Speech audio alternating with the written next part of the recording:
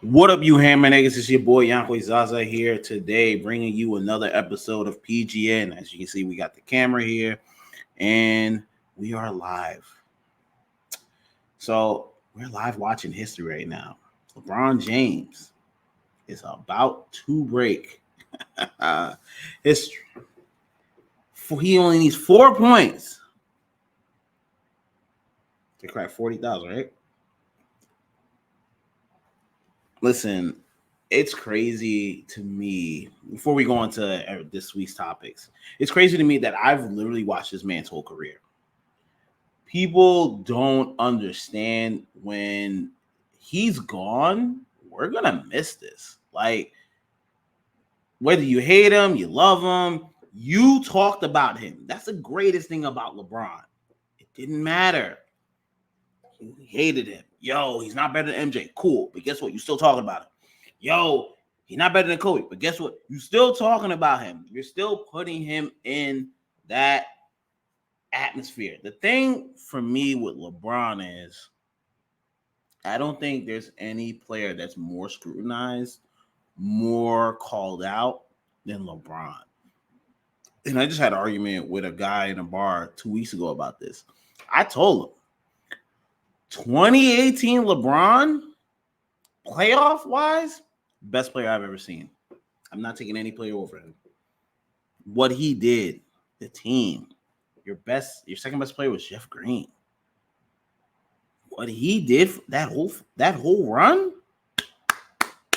This is why I always say give people their flowers before they're gone. Give him his flowers. It's okay. Yo, if you don't think he's better than Jordan, cool.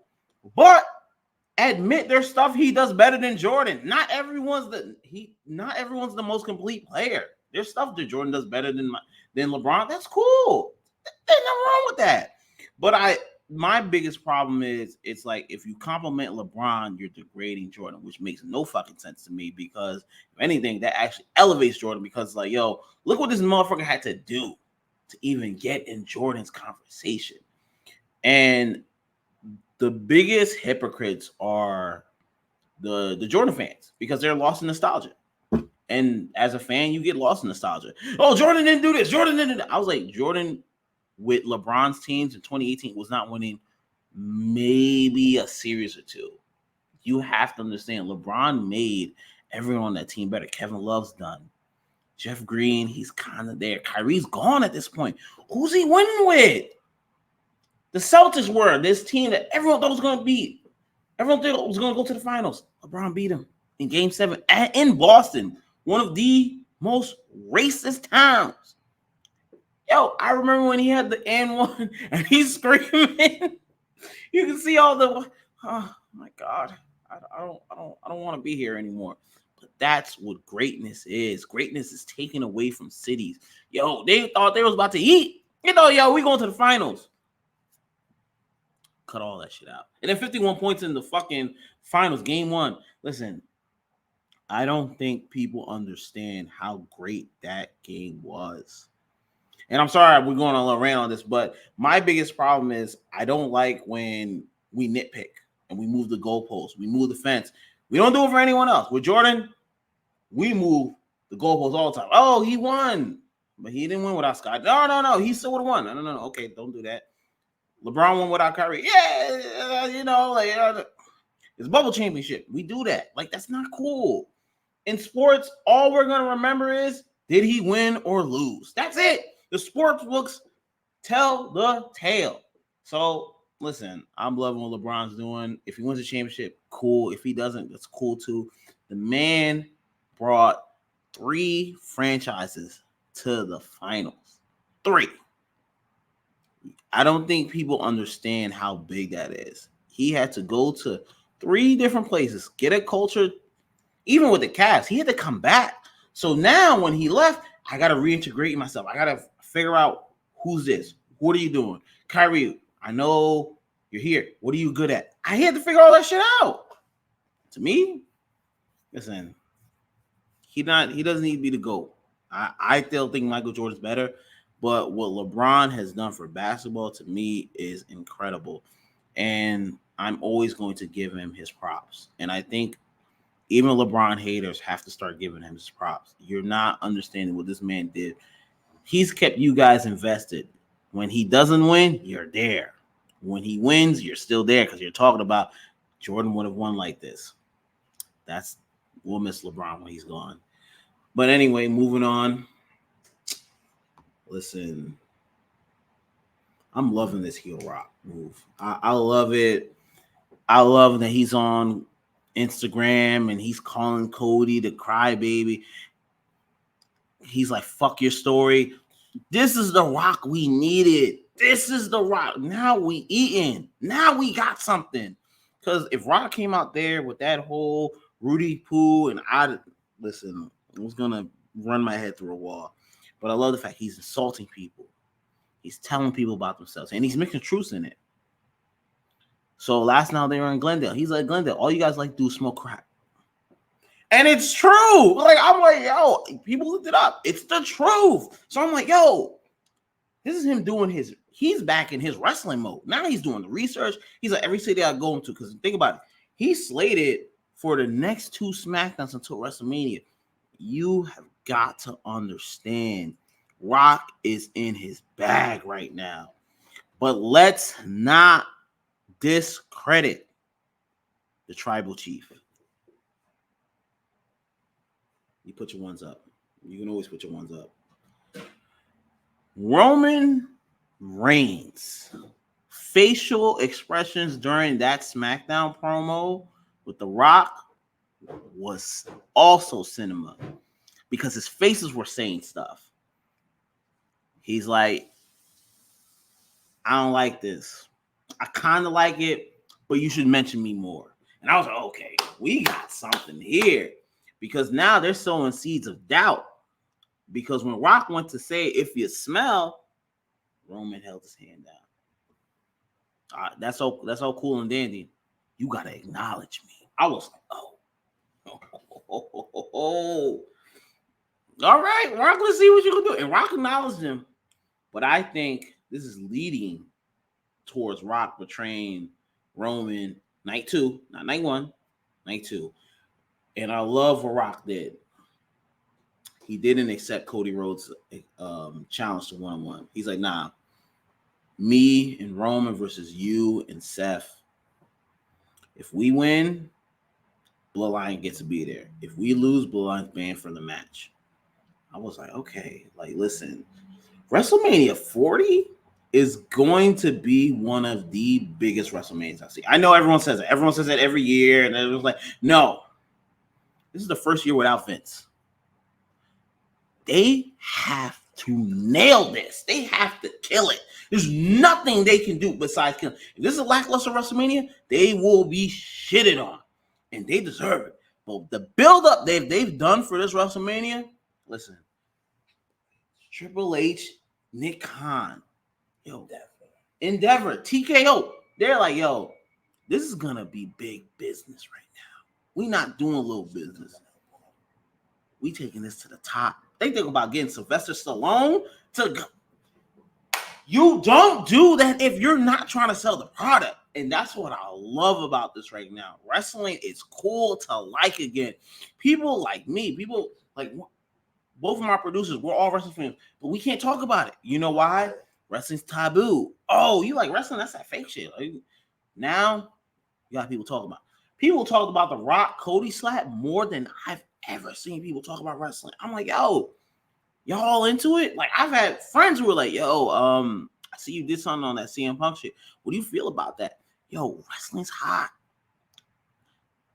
Listen, wrestling is hot right now. WrestleMania, that's what I'm trying to say. This WrestleMania is going to be really big. Philadelphia, listen, I don't think they know how big this is going to be. So, listen, you got to give the minds behind this, I want to thank, because they could have easily done the Vince route where it's like Rock and Roman, let's not pivot. Let's just do this one. And the fans would have been mad. But what they're doing right now, they pivoted, and now it's garnered more interest from fans because people want to see this story. And that's the thing I believe is different from Vince and Triple H. Vince was stubborn. He's stuck in his ways. I'm not pivoting. If fans don't like it, fuck it. They're still going to watch. But Triple H is like, nah, let's pivot and let's get something better. Now we can make more stories. Triple H, to me, because he's a wrestler and he was always a student of the game, he understands what needs to be done. You need more people like him. Nick Khan, we taking the pay-per-views off of Sunday. We putting it to Saturday. That's a big move. Now you have 2 nights of WrestleMania. Now there's not watching fatigue. Because now, first night, you watch on Saturday, we good. Sunday, we still good too. You're refreshed. But listen, Rock, Cody, I love in the feud. I love that even Cody responded to the Instagram post. He's like, I'm not watching all that. It just feels natural. It just feels like, this is the way people will talk. Seth, I don't really know what his business is on this, but it is what it is. So we're gonna move on now. Listen, I know we was talking about LeBron in the intro of this show, but what he did against the Clippers once again continues to be the reason why I say he's the second best player to ever play this game. They were down by 21 against the Clippers. Kawhi. I mean, no Paul George is there. I get that. But you play against who's out there. You can't, listen, if you've ever played sports, you have to play what's out there. You can't worry about, Paul George is there, this person is there. They ain't got nothing to do with you because you're just as hurt too. I mean, Vanderbilt's hurt. There's pieces to this. What LeBron did against the Clippers, my goodness.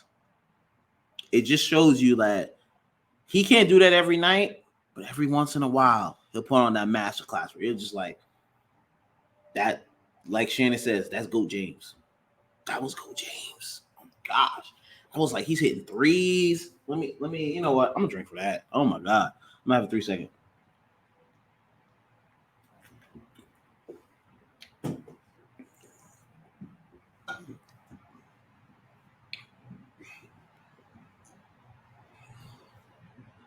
He was so in his rhythm. He shot a 3 and still had time to give Hove their fucking handshake. I'm like, bro, but that's when you're in the zone. And I don't think a lot of people understand that. When you play sports and you're in that zone, nothing bothers you. Nothing bothers you. You're so focused that, you'll see your boy be like, hey, I'm doing this right now. It's me. And the thing about this right now is that the Lakers are in a precarious position because they're 10th.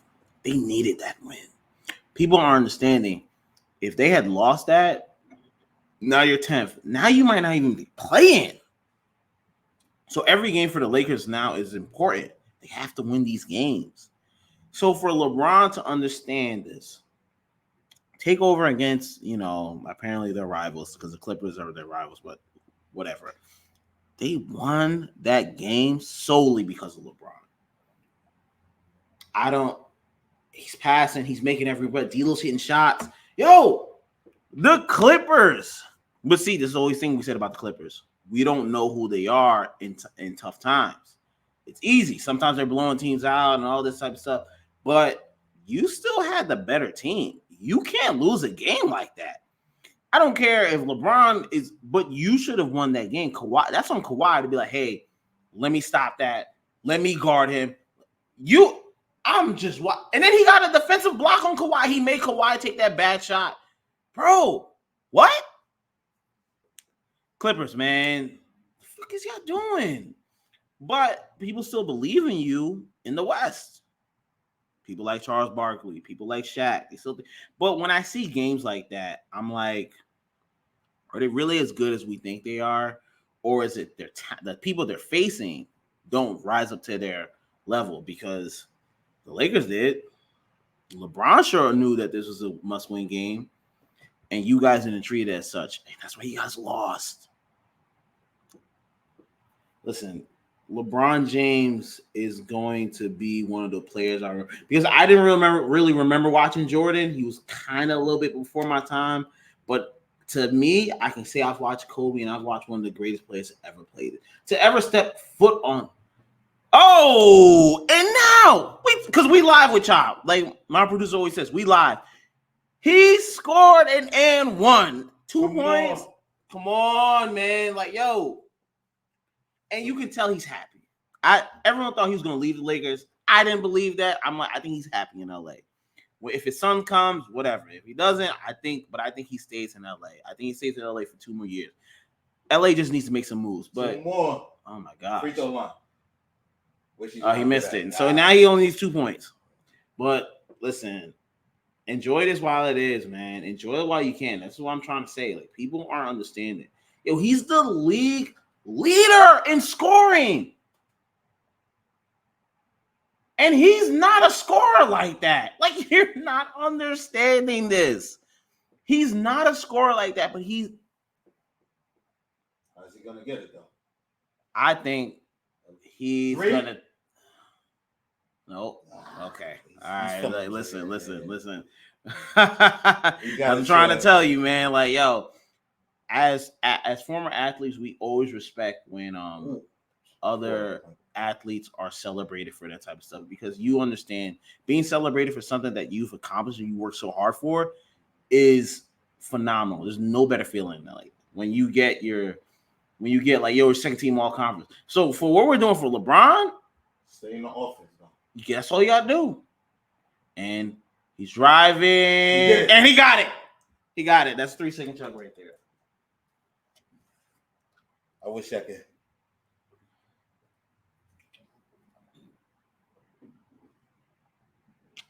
Wow. LeBron and James is the first. This is 40,000. We history right now. What? 2022. I mean, not I said 2022. 2000.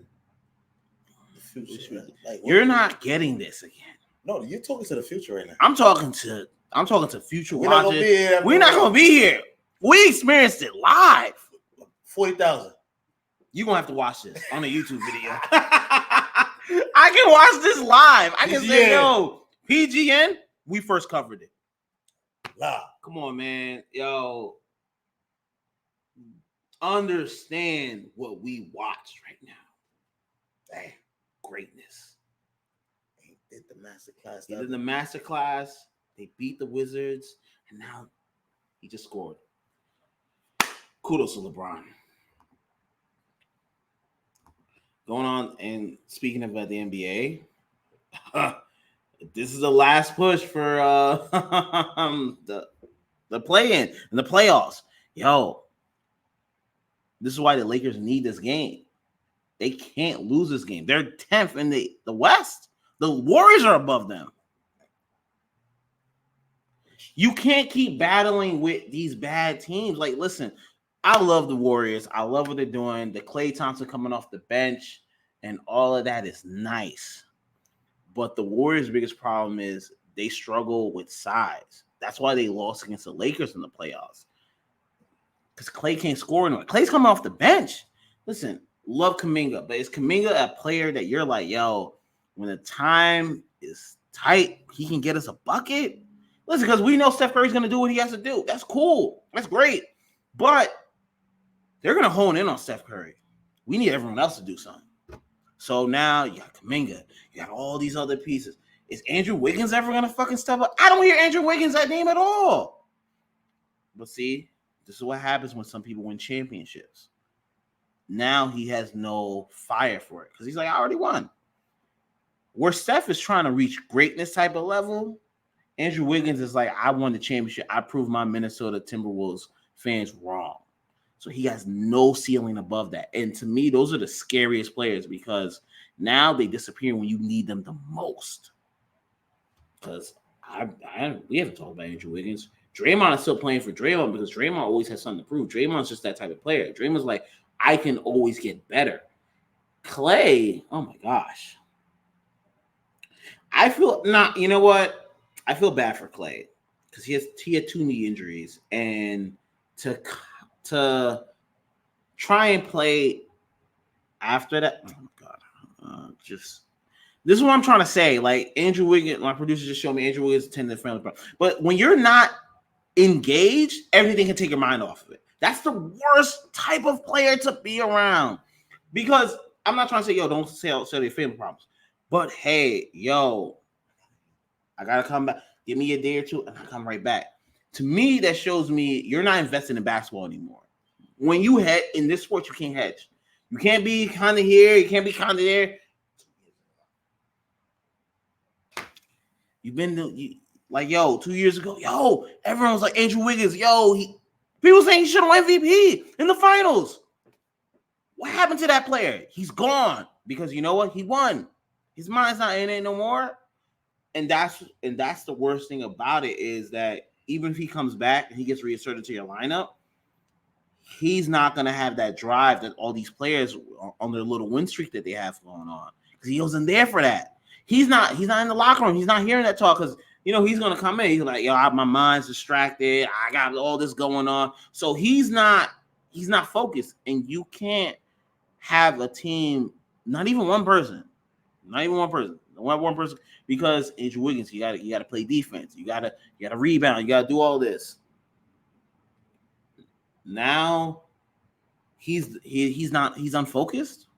What am I supposed to do with that? If I'm Steph Curry, I'm mad at him because I'm like, bro, we needed you. You left. We gave you your time, but you ain't come back focused. What we doing here? And the worst thing about it is he's not gonna have an answer for it because he's gonna be like, oh, I have family problems. No. We trying to win something. Because honestly, this is their last push. For the Warriors, this is it. Because after the summer, I don't think you re-sign Clay. And that's the end of the Splash Brothers. We're live. They're giving LeBron his props and all that type of stuff. But anyway, like I'm talking about the last push, the Western Conference, to me, honestly, is literally the Nuggets to lose. I don't see anyone beating them in a 4-game series because the Nuggets, Jokic probably might be the MVP again, and he deserves it. The numbers he's putting up is ridiculous. And the worst thing about him is this is a job to him. So he treats it as serious as he has to be. He's not like LeBron where he's like, yo, this is all that's not, oh, jeez, LeBron, another assist. And that's the thing, the scary part about it. Yeah. Yo, that's the thing that makes Jokic scary is because if he ever did get serious, he'd be cutthroat, but that's not who he is. Same thing with Luka. Their biggest problem is they're not always engaged in it. They're always kind of like taking it, I might play tonight, I might not. What do you mean you might play tonight, I might not? But they can still get up and give you buckets. So it's like, yo, you love that type of stuff. Nuggets, I think it's their Clippers. That was a bad loss against the Lakers. I don't know how you recover from that. For me, losing that type of game against the Lakers shows to me your biggest problem is when you get that lead, you get comfortable. So now you're thinking, oh, you can do anything. Y'all's probably playing around. Y'all saw LeBron get hot. Y'all didn't stop him till late. So now you already lost all momentum. That shit, listen, the Clippers, I think they could make the Western Conference Final. But once again, that's barring the Paul George thing. And that's the Clippers' biggest problem. They're never healthy. But once again, like I said, everyone's not healthy at this point. But your main players get hurt all the fucking time. Kawhi, Paul George, this person, that. I mean, guys, come on. We got to do something about it. And I know the Timberwolves are there, but I don't trust the Timberwolves. I've never trusted them. Listen, I love Karl Anthony Towns, Jersey guy and all that type of stuff, but he never takes advantage of his size. His biggest problem is he's very soft. He wants to be a shooting guard. You want to shoot threes? Bro, you're 6'10". Get in the post. But that's so against who he is because that's That's what he is at this point. He's a 3-point. He won the 3-point contest in the NBA All-Star game a couple of games. So for him, his mindset is, let me do what I think I'm great at, not let me do what I should be great at. That hurts. That hurts the team. You should take advantage of this. Why are you out on the 3-point wing with fucking Anthony Edwards? That's not your game. But because that's who he is, because he doesn't stop, that's what he's going to do. And that's why I don't think the Timberwolves are going to win anything. The Thunder, they're too young. That's the thing. Like, listen, one thing I've realized even from watching NFL, experience matters. Because you know what to do when you're in a tough situation. You know you have those veteran players who can get you a bucket when it's needed. I don't know anyone in the Thunder who can do that for them. I really don't. Like, they're a nice team. I love what they're doing. I love the fact that they're winning right now. But to win in the playoffs, you need experience. That's what hurt the Kings last year. That's why they couldn't beat the Warriors. No experience. DeAndre Fox is nice. He's a nice player, but that's not enough to get by. Like, you need experience. You need people who've been there before, and that hurts them. So that's it. This is really the Denver to lose. I think the Clippers couldn't think. The Suns, they're too up and down, and Bradley Beal's hurt once again. So like, it's like, what are we doing here? You invested all of this in the summer, and it might be a flop because one thing, you're top heavy. And then if one person goes down, you have nothing to show for it. Nothing. KD can only do so much. Devin Booker, we know he's a bona fide number 2. And I think when you honestly come to that conclusion, you honestly sit there and really deal with that, you'll know. Like, yo, he's a number 2. That's fine. There's nothing wrong with that. But being a number 2 means I don't trust you to go get me a bucket when I need it. That's the worst part about Devin Booker. Kevin Durant, and I know Kevin Durant got mad because everyone said he's not a leader, but I'm like, Kevin Durant, the reason why people don't think you're a leader is you're not vocal enough. You're way too, I'm KD, I'm going to do what I got to do. I get that. And I've seen games where he goes off, but you need to inspire your team. It's not just about you. You need to get that 6th man to be like, yo, I need you to raise your game. Yo, this person, you need to rebound more. Yo, this person. That's what they mean, a leader. That's what they mean, like, yo, you got to be a leader of men. And I don't think KD's ever been that. That's his one of the greatest scorers of all time you can say about KD. His biggest problem, he don't know how to lead men. That's why when he was in Brooklyn, all that shit happened because he couldn't take the reins. Honestly, to me, Kyrie looked more of the leader than you did because you following Kyrie. You follow Kyrie there, and now you follow his lead. Kyrie not a leader either. You needed to be this. Yo, we doing this. Yo, here, Harden, here. But when you don't do that, you get these problems. Kyrie don't want to play. Oh, I got the vaccine. Harden, he hurt. It's like, yo, this is on you, bro. This is you're the best player on this team. And that's what I always try to say. You're the best player on the team. You're not the leader. And now it's showing. And Charles called you out about it. You're mad about it. But when have you ever been the leader? Honestly, for me, that make me look at myself. Like, if so many people are saying that, that means it must be true. Even if it's not true, the perception of you is true. I always say perception beats reality. I remember when my dad told me that perception beats reality. It's shout out to Dad. Listen, shout out to my dad all the way in Liberia. That's a 3-second chug. Love that motherfucker. The East. We going to the East. It's really the Celtics. And as much as I fucking hate races as Boston, I mean, your Celtics thing is they're doing what people should be. They're doing with Porzingis what the Timberwolves should be doing. They're making Porzingis go in the paint, and he's killing everyone because guess what? As soon as he shoots, he's 7'6", no one can guard a shot. How is that so hard to do? Come on. Like, yo, I will give Brad Stevens that. That was one of the best pickups they've had, the Porzingis move. The Porzingis move made a lot. It makes a lot of difference. I've never cared about Porzingis like that. I've never thought of him as a great player. But on the system, it works for him because now he can do more. Now, yo, who's guarding Porzingis? No one has a player that can guard Porzingis.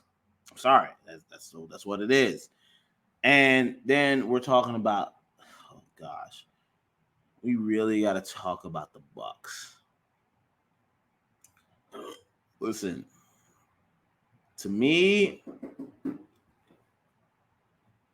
the Bucks' biggest problem is that they don't know how to win under Doc.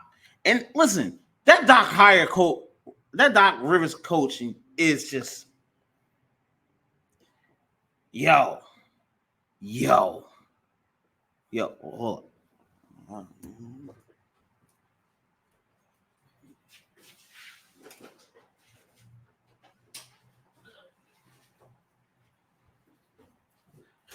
Like I said, we live. We getting people joining in all the time. Got a good friend going over. But the Doc Rivers hire, to me, they've been on a win streak, but what we gonna do about it? Damian Lillard and Giannis thing hasn't really worked out. But that's not because they're not good players. It's just I don't think the system's good. I don't know what Doc Rivers does that makes it any better and any of that. Cool. That's great. What are we going to do about it?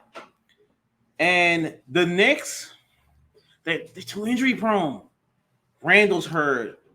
Obi's hurt. Like, he might come back, but what's that going to do for them? They need to win now. Like, because the Brunson, I feel bad for Brunson because he's just doing a lot by himself and no one is there to really support him. Like, he's just doing a lot. So I don't really believe in the Knicks unless they get healthy and Julius Randle and all them come. But Julius Randle said he wants to get surgery now. Bro, why should you get surgery in January? You gonna get surgery now? If you get surgery now, you're not coming back. That's pretty much what it says to me. The Cavs, listen, like Donovan Mitchell, he's not a game changer. He's a great player to have, but him being the leader of that team is not going to help what they want to do. And Garland and all those guys, I just don't see it. Like, I feel like if they face a good Eastern Conference team, they'll probably lose. And the Sixers, I don't know where the Sixers go from here. Like, Embiid's a great player, but he's injury prone at this point. Maxey is a star, and he's going to be a star in the next couple of years. The Tobias Harris thing, listen, that's never worked out. You got to move on from that. That's a bad contract to have, especially for a player who gets you really nothing. Can't do anything with that. And I like the Pacers, but once again, like I said, the Pacers are a young team. They're going to want to run and gun. You can't do that in the playoffs. The playoffs, everything gets tight. Everyone starts playing. The defense is playing well because now you're playing them 7-game series. It's easy to do that one game against a player, but now you're moving on. So I don't really see anyone in the West beating the Nuggets. The East is really Boston's to lose. If Boston loses this now, we're done with this. Like, if Boston loses again, everything is in the motion for them. You picked up Porzingis. You got Jaylen Brown on the contract. Jason Tatum wants to be an MVP. You lose this now, it really is fuck Boston. Like, you got no chance of reining back people. The Warriors, Lakers, listen, y'all playing for the play-in right now.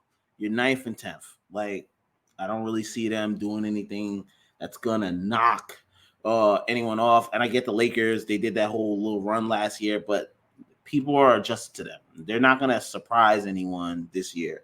So that's my playing thing. And speaking, we're still doing a lot more basketball right now.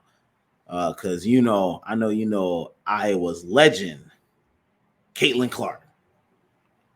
She declared for the WNBA. Listen, little girl. Listen, I know I'm not trying to disrespect you. You're a great player.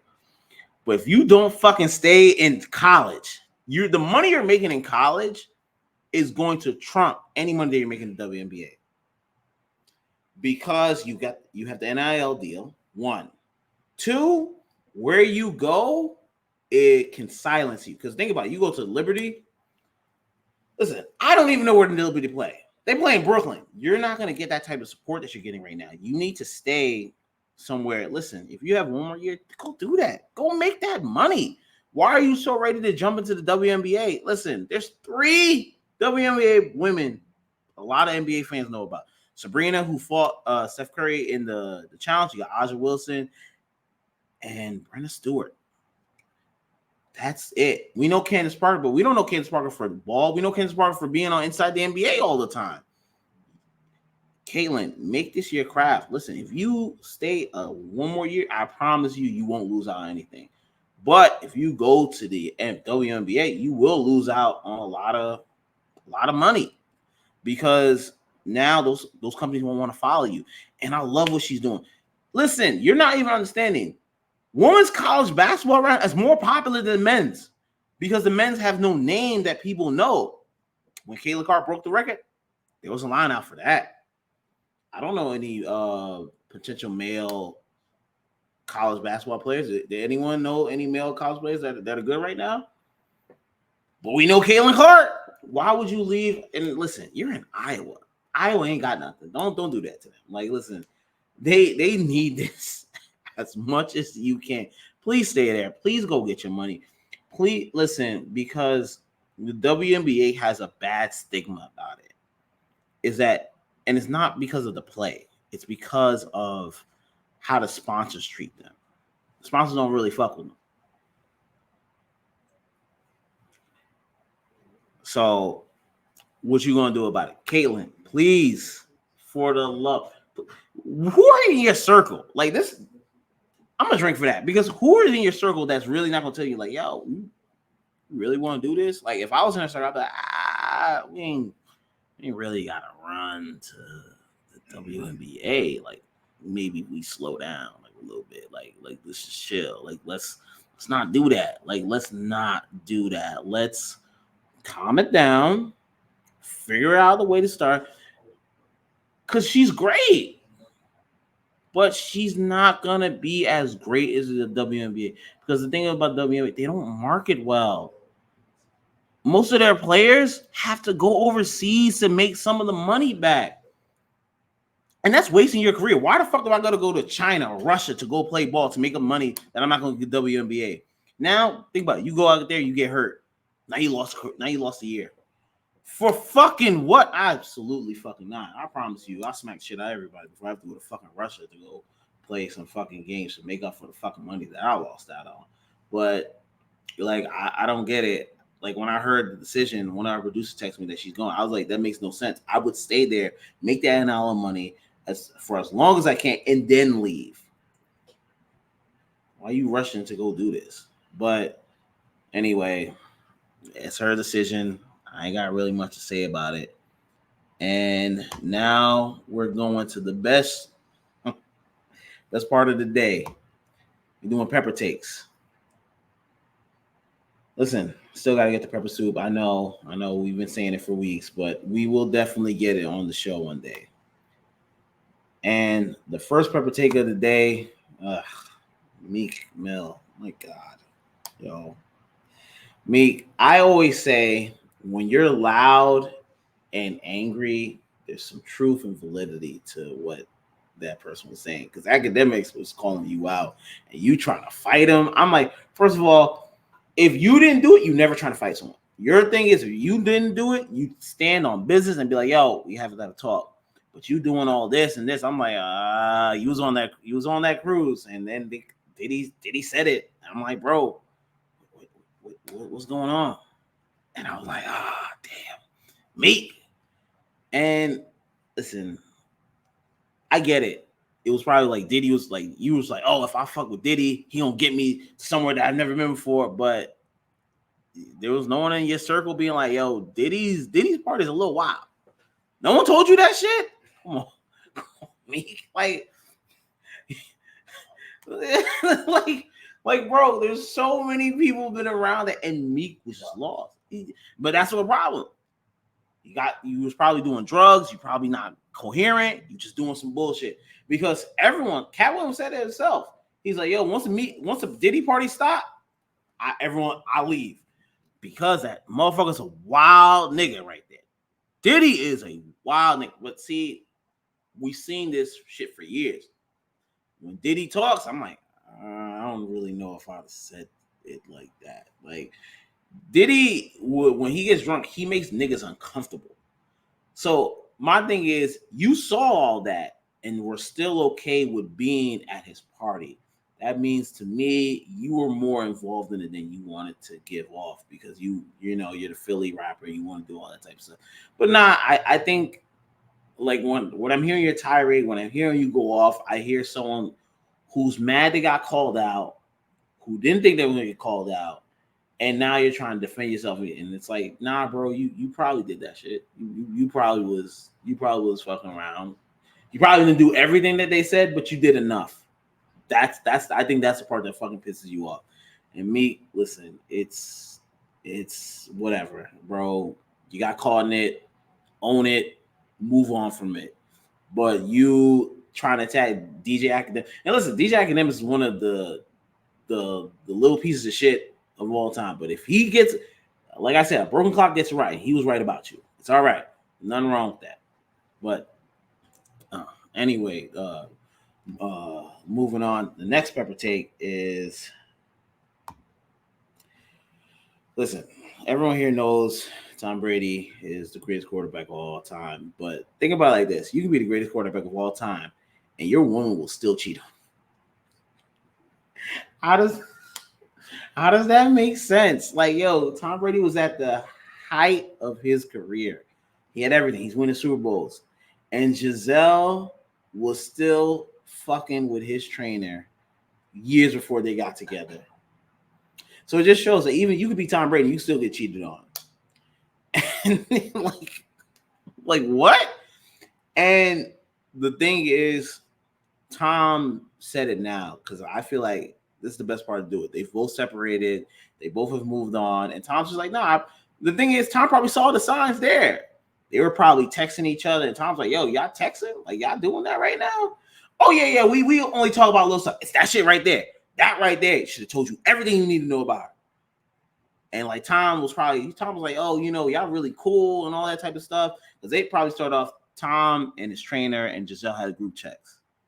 He started to get left out of the group text. Then it's just two of them texting. Then it's the two of them meeting. Wait a minute.